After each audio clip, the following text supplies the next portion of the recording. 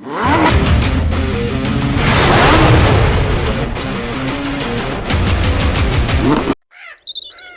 छोटे से गांव में रामलाल नाम का एक साधारण किसान रहता था। उसके 3 बेटे थे। बड़े बेटे का नाम था राजेश, जो एक सफल डॉक्टर था और उसकी पत्नी मालती एक घरेलू महिला। मंझले बेटे का नाम संजय था, जो व्यापार में लगा हुआ था, और उसकी पत्नी शोभा। सबसे छोटा बेटा विजय था, जो बचपन से ही पढ़ाई में कमजोर था, इसलिए वह ज्यादा पढ़ नहीं सका और गांव की खेती बाड़ी तथा छोटे मोटे कामों से गुजारा करता था। घर वालों की नजर में वह हमेशा नालायक ही था। सब उसे ताने मारते, लेकिन अजय चुपचाप सबका काम करता रहता। एक शाम का समय था। मोहनदास ने अजय को पड़ोसी गोपाल के घर से ब्याज की रकम वसूलने भेजा था, लेकिन विजय लौटा तो खाली हाथ। रामलाल गुस्से में बोले, अरे नालायक, तूने कितनी देर लगा दी? हरिया के घर ब्याज की रकम लेने भेजा था ना, ले आया या फिर अपनी बकवासों में उलझ गया? घर का क्या होगा तेरे जैसे बेवकूफ से? तू तो बस बोझ है, कुछ काम का नहीं। बोल, क्या बहाना है आज? पिताजी माफ करना। जब मैं हरिया अंकल के घर पहुंचा, तो उनकी हालत देखकर मेरा दिल भर आया। हरिया अंकल बिस्तर पर पड़े तड़प रहे थे। बुखार से उनका चेहरा पीला पड़ गया था और उनका पूरा परिवार रो रहा था। तो मैं ऐसे में पैसे कैसे मांगता? मैंने सोचा भगवान ने जो दिया है वो रख लूं, इसलिए बिना एक शब्द कहे लौट आया। कल फिर जाऊंगा जब वो ठीक हो जाएंगे। पिताजी विश्वास रखिए, मैं गलत नहीं करूंगा। हाँ हाँ पिताजी, देखिए ना ये क्या कमाल कर आया। सच में ये नालायक एक नंबर का गधा है, बेवकूफ कहीं का। आपने भी सोचा नहीं, किसे भेज दिया वसूली के लिए?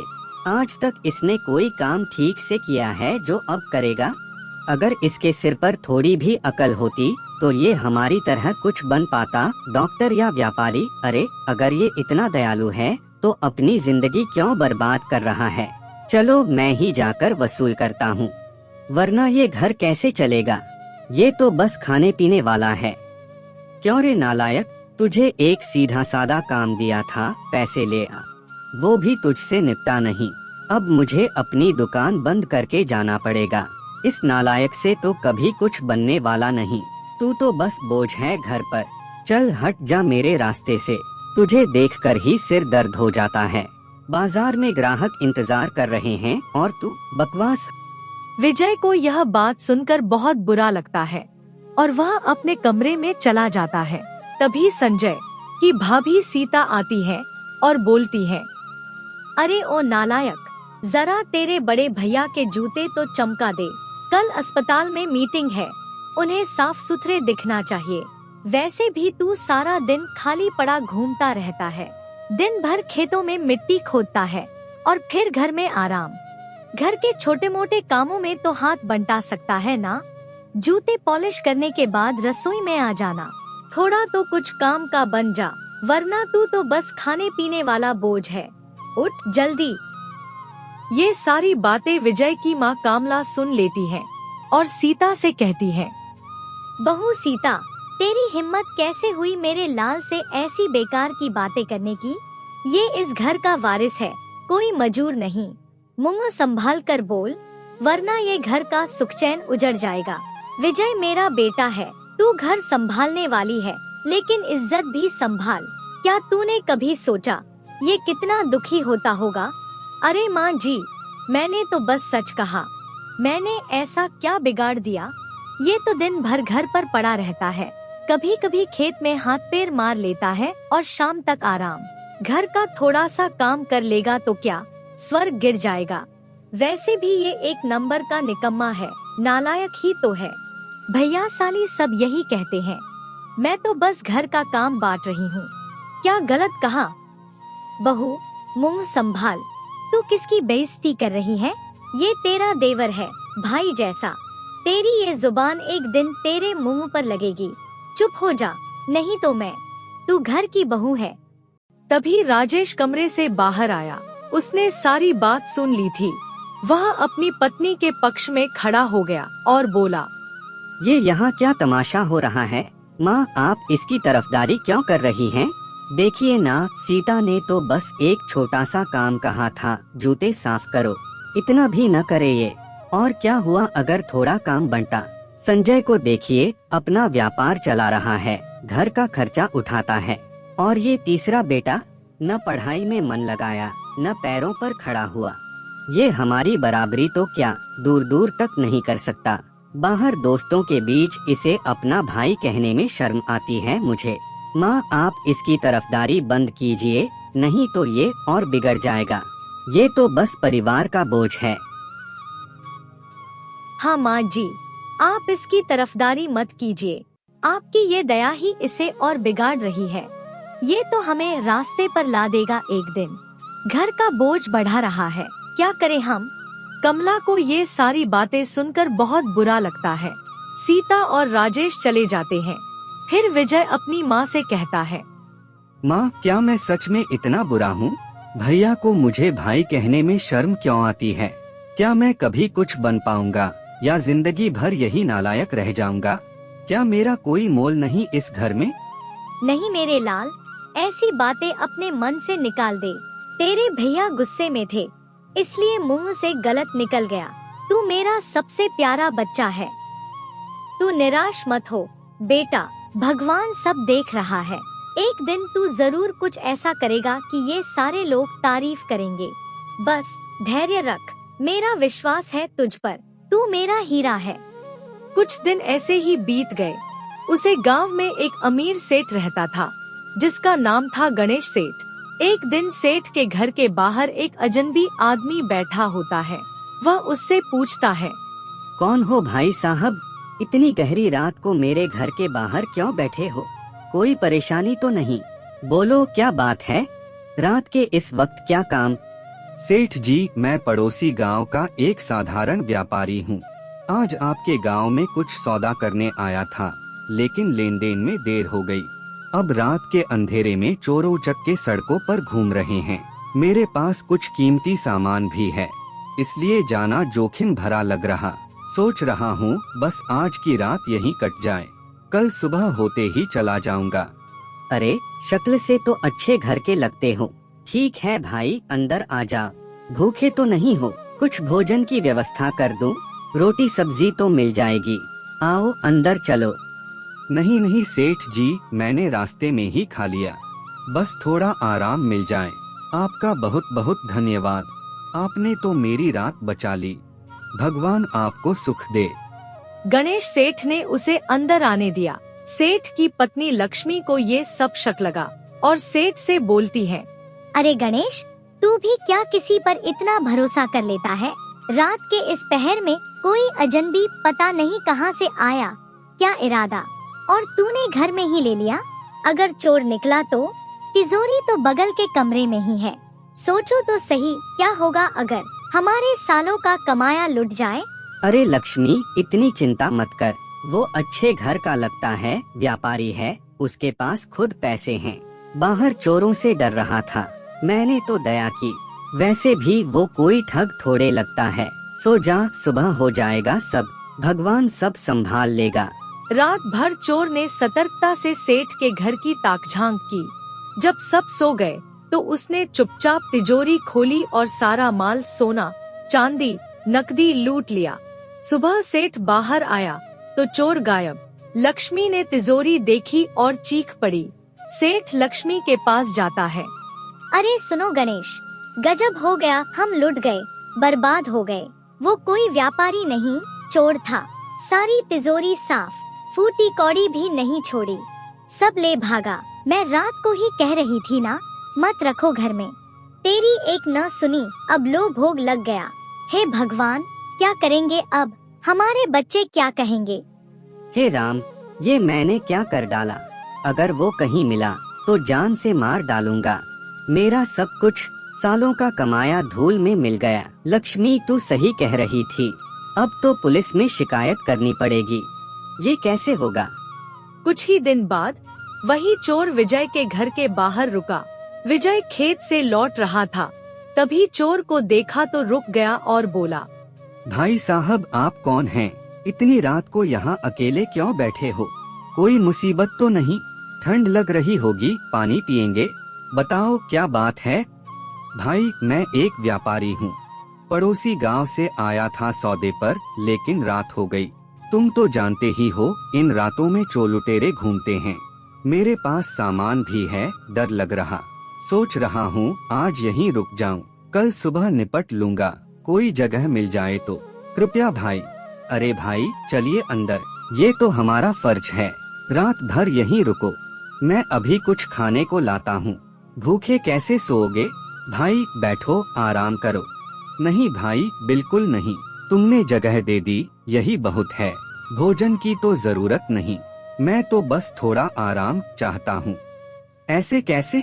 आप हमारे अतिथि हो, अतिथि तो देवता समान होते हैं। आज की रात ही तो है, कल सुबह चले जाना। मैं घर का बेटा हूँ, इतना तो कर ही सकता हूँ। रुको अभी लाता हूँ। माँ ने ताजा दाल बनाई है, आलू की सब्जी भी, खा लो, ताकत आएगी। विजय का दिल पिघल गया। वह सोचा भगवान का कोई रूप आया है और बोलता है। चोर ने बहुत मना किया, लेकिन विजय ने गर्म खाना परोस दिया। चोर ने खाना खाया, फिर कोने में जाकर सो गया। सुबह रामलाल उठे तो चोर भागने की तैयारी में था। रामलाल ने देख लिया और बोला, कौन हो तू? मेरे घर में घुस कैसे? उठ, बाहर हो जा। चोर हो क्या? बोल, क्या इरादा है? घर में क्या तलाश रहा है? तभी वहाँ पर विजय आ जाता है। पिताजी शांत हो जाइए, ये मेहमान हैं। रात को बाहर मिले, मदद मांगी, इसलिए घर में रखा। अब जा ही रहे हैं, कोई गलती नहीं, विश्वास रखिए पिताजी। नालायक, बेवकूफ कहीं का, तुझे अकल है या पत्थर भरा है सिर में? किसी अनजान को घर में ले लिया बिना हमसे पूछे। ये तो कल किसी चोर डाकू को भी ला बैठेगा। तू हमें बर्बाद करने पर तुला है। क्या सोच रखा है तू? घर का क्या होगा? अरे तुम लोग किसे डांट रहे हो? इसी नालायक की वजह से तो हम सब बच गए, वरना आज रो रहे होते, सब लुट चुका होता। रुको मैं बताती हूँ। रात को। क्या बक रही है तू? रात को कोई और चोर आया था क्या? बोल साफ। हाँ, रात को चोर ही आया था, और वो कोई और नहीं। हाँ, मैं एक चोर हूँ, चोरी करने के इरादे से ही आपके घर घुसा था। रात भर मौका ताक रहा था, लेकिन इस लड़के विजय ने मेरा बार बार मना करने के बावजूद मुझे खाना खिलाया। मैं भले ही चोर हूँ, लेकिन मेरे कुछ सिद्धांत हैं। जिसका नमक खाता हूँ, जिसके घर में मेहमान बनता हूँ, उसके खिलाफ कभी धोखा नहीं देता। इसलिए तुम सब बच गए। आज का दिन गुजार लिया, लेकिन चोरी नहीं की। धन्यवाद विजय भाई, तुमने मुझे इंसानियत सिखाई। अब मैं जाता हूँ। चोर ने इतना कहा और चुपचाप बाहर निकल गया। तभी विजय की भाभी बोलती है, अच्छा हुआ ये उसूलों वाला चोर निकला, वरना पूरा घर साफ कर देता। ये सब तेरी ही बदमाशी है नालायक। तू तो हमें सड़क पर ला ही देगा एक दिन। क्या सोच रखा है तू? सुन बे नालायक, अगली बार या कभी ऐसा किया तो मैं तुझे इस घर से बाहर निकाल दूंगा, समझ गया? तू तो बस मुसीबतों का पहाड़ है। चुपचाप जा, काम पर लग। समय बीतता गया। कुछ हफ्ते बाद एक सर्द रात को रामलाल की तबीयत अचानक बिगड़ गई। तभी वहाँ पर कमला आती है और बोलती है, अरे रामलाल, तुम्हें क्या हो गया? बोलो ना। अरे उठो ना, क्या हुआ? कमला, अचानक सीने में जलन सी हो रही है, बहुत तेज दर्द, सहन नहीं हो रहा, लगता है कुछ गड़बड़ है। पिताजी, माँ क्या हुआ? पिताजी का चेहरा सफेद क्यों पड़ गया? सांस क्यों फूल रही है? बेटा, तेरे पिताजी को अचानक सीने में दर्द शुरू हो गया, लगता है दिल की धड़कन बढ़ गई। जाकर बड़े भैया राजेश को जगा ला, वो डॉक्टर है, वो कुछ करेगा। जल्दी बेटा। विजय फुर्ती से राजेश के कमरे पर पहुंचा। उसने जोर जोर से दरवाजा खटखटाया, लेकिन अंदर से कोई जवाब न आया। आखिरकार वह लौटकर वापस आ जाता है और अपनी माँ से कहता है, माँ, भैया तो सोए ही हैं। दरवाजा खटखटाया, लेकिन कोई हलचल नहीं। शायद थकान ज्यादा है। मैं ही पिताजी को अस्पताल ले चलता हूँ। पिताजी सह लीजिए थोड़ा। विजय अपने पिताजी को किसी तरह अस्पताल लेकर जाता है। वहाँ उनका इलाज होता है। फिर डॉक्टर विजय से बोलता है, अच्छा हुआ तुमने समय पर पहुंचाया। ये दिल का दौरा था, मामूली, लेकिन देर होती तो जान पर बन जाती। रात भर निगरानी रखो। अब छुट्टी मिल जाएगी, लेकिन दवाएं नियमित लो। और बेटा, तुम्हारी मेहनत ने जान बचाई। ऐसे बेटे पर गर्व करो। दूसरे दिन रामलाल घर लौटे। सीता ने कमला से पूछा, माँ जी, आप सुबह सुबह कहाँ गई थी? कुछ हुआ क्या? चाय पियेंगे? सब ठीक तो है ना? हाँ बहू, कल रात तेरे ससुर को दिल का दौरा पड़ा था। विजय उन्हें अकेले अस्पताल ले गया। रात भर वही रहा। अब छुट्टी मिल गई, इसलिए लौटे हैं। तुम्हें रात को बताया था, लेकिन तुमने राजेश को नहीं जगाया। अरे माँ जी, आपने बताया था, लेकिन इतनी रात को। खैर, अब ठीक है ना, मैं राजेश को बता दूंगी। क्या करें, वो थके हुए थे। तभी राजेश उठा और अपनी माँ से बोला, माँ, मैं अस्पताल जा रहा हूँ। आज मरीज ज्यादा हैं। शाम को आऊँगा। पिताजी को आराम से रखना। बेटा रुको, कल रात तेरे पिताजी को दौरा पड़ा था। विजय ने अकेले ले जाकर उनकी जान बचाई। तूने हाल भी न पूछा, क्या हुआ तुझे? अरे हाँ माँ, सुना, लेकिन काम है ना, बाद में आकर बात करूँगा। पिताजी को दवा दे देना। राजेश चला गया। तभी दूसरा बेटा संजय आता है और बोलता है, माँ, दुकान खोलनी है, देरी हो रही, निकलता हूँ, शाम को लौटूंगा। भैया रुको, पिताजी की तबीयत। चुप कर नालायक, कितनी बार कहा है, बाहर जाते वक्त मत तो। तू मेरा पूरा दिन खराब कर देगा। भाग जा रास्ते से, तुझे देखकर ही मन खराब हो जाता है। संजय चला गया। घर शांत हो गया। रामलाल बिस्तर पर लेटे दवा मांगने लगे और विजय से बोले, विजय, कल रात वाली दवाएं लाए या नहीं? तुझसे एक काम भी ठीक से न होता।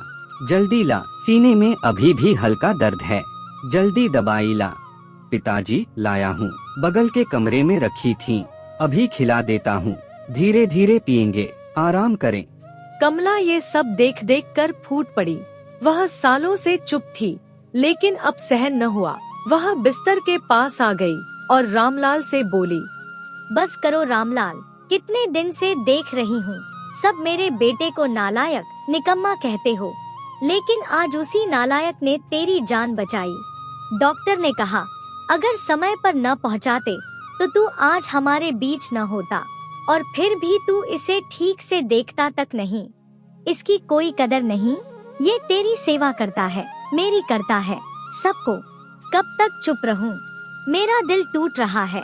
ये मेरा बेटा है, मेरा गहना। अरे अरे कमला, तू भी ना, तूने मुझे पहचाना ही नहीं। हाँ, मैं इसे नालायक कहता हूँ, लेकिन इसका मतलब ये नहीं कि मैं सच में इसे बेकार समझता हूँ। सच कहूँ तो मेरे तीनों बेटों में सबसे लायक यही है। मैं जानबूझकर इसे नालायक कहता हूँ, ताकि ये अपने को कभी लायक न समझे और इन दोनों की तरह न बने। देख, सुबह सुबह इन दोनों ने मेरा हाल पूछा भी नहीं। राजेश तो सीधा अस्पताल चला गया, संजय दुकान। उनकी बीवियां तो जानती थीं रात का क्या हुआ, लेकिन पतियों को बताना जरूरी न समझा। थोड़ी सी पढ़ाई लिखाई करके पैरों पर खड़े हो गए तो खुद को भगवान समझने लगे। माँ बाप को भूल गए। अगर मैं आज मर भी जाता तो इन दोनों को एक आंसू न गिरता। लेकिन ये नालायक बिना बोले दवाएं लाता है। अगर मैं इन दोनों से कहूँ कि आकर मेरी सेवा करो तो कहेंगे समय नहीं है, काम है। लेकिन ये हमेशा हाजिर। तो तू ही बता कमला, मेरा असली लायक बेटा कौन? मैं कभी नहीं चाहता कि ये इनकी तरह लायक बने जाए, इसलिए इसे नालायक ही बुलाता रहूंगा। मैं इसी की छाया में जिंदगी भर रहना चाहता हूँ। ये ही मेरा ख्याल रखेगा, ये ही अंतिम सांस तक साथ देगा। ये सारी बातें विजय दरवाजे के बाहर खड़ा सुन रहा था। उसे बहुत खुशी होती है और अपने आप से बोलता है, पिताजी, माफ करना, मुझे गलतफहमी हो गई थी।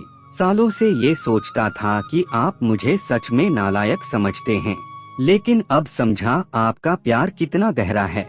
मुझे कभी पता न चला आपके दिल में क्या चल रहा। धन्यवाद, आपने मुझे अपना असली स्थान बता दिया। इतने देर होने की वजह से रामलाल बोले, अरे नालायक, कहाँ मर गया तू? दवा लाने में इतना समय लगता है क्या? विजय दवा लेकर लौटा। वह पिता के सामने खड़ा हुआ, आंखों में आंखें डालकर अपने मन में बोलता है, पिताजी, जिंदगी भर मैं आपका नालायक बेटा बनकर रहूंगा। आप चिंता मत कीजिए। अगर वीडियो पसंद आए तो लाइक, कमेंट और सब्सक्राइब करें।